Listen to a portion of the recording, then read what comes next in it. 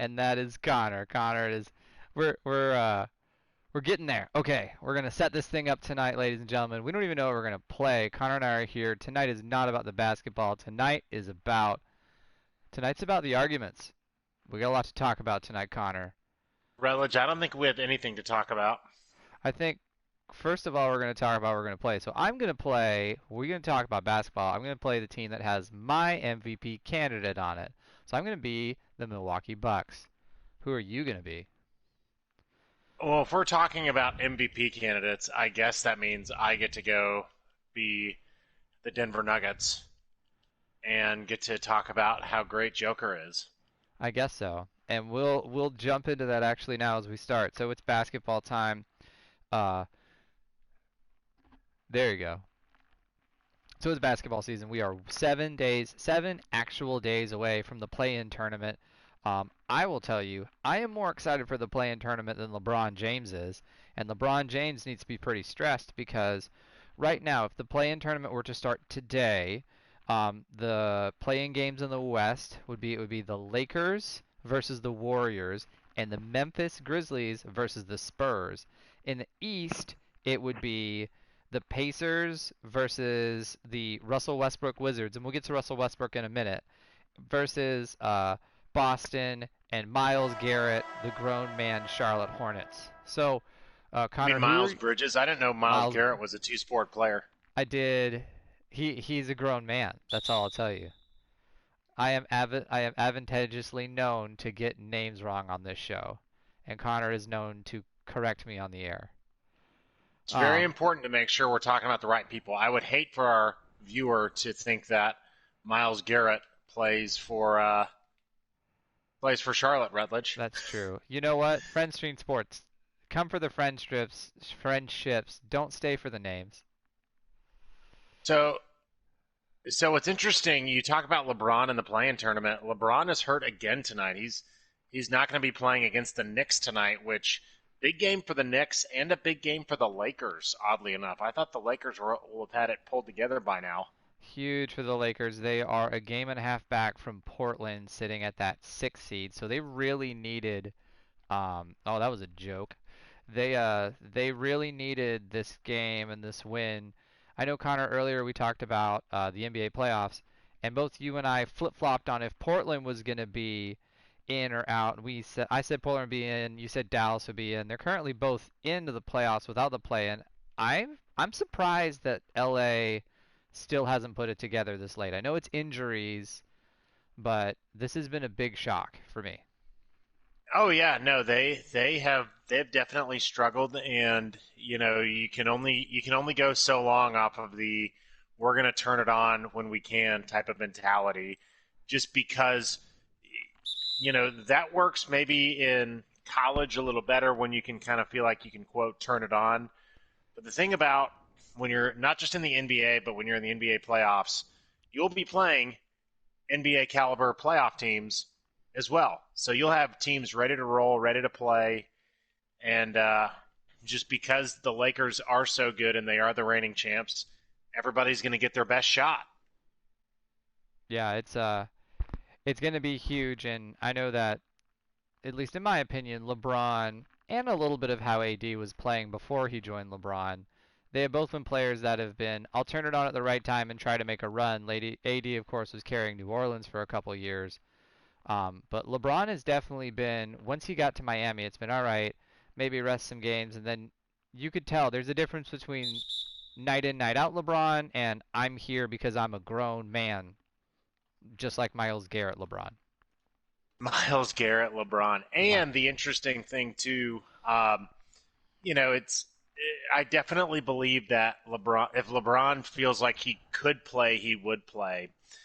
Now, with that, we are not, we are not, we won't see a very healthy version of LeBron throughout the playoffs. Um, him even if he comes back tomorrow night uh, or their next game, LeBron is definitely going to have to manage his injury time throughout the course of the playoffs, however long that might be, which I think could very well be a quick exit for the Lakers if it holds that they have to play the Golden State Warriors, Rutledge. On a scale of 1 to 10, let's do this. On a scale of 1 to 10, how much confidence would you give the Lakers to beat the Golden State Warriors in a best of one series? In a best of one series with a hurt LeBron who's not doing very well, I actually am going to not put my confidence in the Lakers. I am going to put I'm going to put my confidence in Giannis right there on that run. But That's a I'm big going to time dunk. that was huge. I'm going to put my confidence in the way that Steph Curry and Draymond Green and everyone have been playing this season. We've talked the Warriors a bit. Giannis said no. They had injury problems as well. Um, Curry has really come back, and he's still implementing. Draymond Green loves to talk about how good he is defensively, but this Golden State Warriors team is had to deal with adversity this year, which is of course our favorite sports buzzword all the time, but I think they've really got a hunger behind them, especially when they fell so far down in the standings. They were 10th at one point this year, and now they've really kind of battled their way back, sitting in the 8th seed. I think they will beat the Lakers. How do you feel? I definitely think that the I would put my money on the Golden State Warriors as opposed to the LA Lakers. I think for the simple fact that you all it takes is one hot Steph Curry night, and there is nobody to counter that for the Lakers. You know what I mean? Mm-hmm. So I think that it's definitely something that is you're gonna have to really work through as the Lakers. And if they don't figure it out, we'll see how it goes. Yeah, definitely. This is a different Lakers team than what we saw last year. So, playing tournament's huge. I'm super excited for it, Connor. How excited are you? Are? I am more excited than Russell Westbrook after another triple double, Rutledge. Yes, Russell Westbrook took down Oscar Robinson's triple-double record. The Washington Post actually put out some information that there were 47% more triple-doubles this year than last year.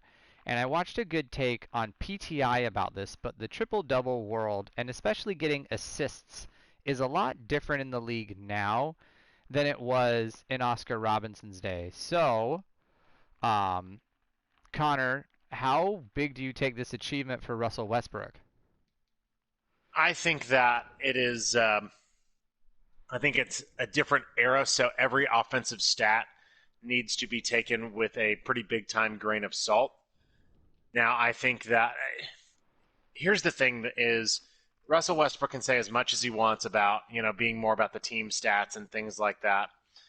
I think Russell Westbrook really cares a lot about this triple double stat line. And unfortunately, it's weird, right? As much as players will say, "Oh, I love to play with Russ. I really want to play with Russ." He's kind of gone downhill as it relates to second teammates throughout the course of his career. Of course, going from Kevin Durant to James Harden. Bradley Beal's no slouch, but you know he's no Kevin Durant or James Harden. So I definitely see uh, Russ. He's going to go down as an all-time great player in terms of just an individual player, but he won't. If you had to pick between Russell Westbrook or Isaiah Thomas for one game, I'm picking Isaiah Thomas. I'm picking John Stockton. There's a variety of other point guards I would pick in terms of leading a team and doing point guard related things. I actually agree with you on that take because I don't think that this is Russell Westbrook. He reminds me of Vince Carter with the Raptors in the 90s. It's not that Vince Carter was really good. He had a long career in the league, but the Raptors in the 90s were not as dominant as Vince Carter was in the slam dunk contest. Just because you're good doesn't mean that your team's going to do well. I saw a really good take on PTI today, which said Michael Wilbon came out and basically brought out that Antonio Kornheiser, they said, in Oscar Robinson's day, it was position basketball, as in your position was what you played. In Russell, today's NBA is very much floater freelance basketball where you kind of go where you need to do to get it done. So, yeah, he scores a bunch, and yes, he gives assists, and he does well with being on the court, but that doesn't mean that it's leading to W's because that night he got that triple double, they lost to Atlanta. So And doesn't Russ matter. took the last shot. Yeah. He took and he missed the last shot, which was a three. Yeah, So what a Russell. That's like Jameis Winston. His last pass as a Buccaneer was a pick six. That's like Kobe, his last game scoring 60, but literally taking more shots that night than anybody ever in NBA history. yeah. That is definitely a very Russell Westbrook thing to do. So that's the end of our first quarter. Connor, what's your transition quarters? Give me your 30-second MVP for the NBA. Uh, Joker, I think the big thing, and one of the reasons that why Connor was wrong, was that when Jamal Murray went down, I thought that the Nuggets were going to be fighting to even keep in the uh, keep in the non-play-in tournament, and the Nuggets have cemented themselves as a top seed with a lot of home court throughout the playoffs. So that is all in thanks to Joker. So that's what I think. What do you think, Rutledge? I'm going Giannis. Giannis has really sort of evolved. Now this is long term, but especially this season, Giannis has kept the Bucks very, very relevant and very in the game all season long. When the East has been very good at the top, especially with the Super Nets, and especially with how good Embiid and the 76ers have been. I think, let's say Giannis moved just down the street and he was in Chicago, he would be the MVP playing on the Chicago Bulls, and we compare him to Michael Jordan all the time. So when it comes to most valuable, even when he missed 6 games, it really showed that Giannis makes a difference. So I'm going Giannis, the Greek Freak. He's having a pretty good night tonight, actually. So taking that. That he is. He's had some pretty monster dunks, and I've had some pretty big time 3 pointers rim out, unfortunately. Boom. So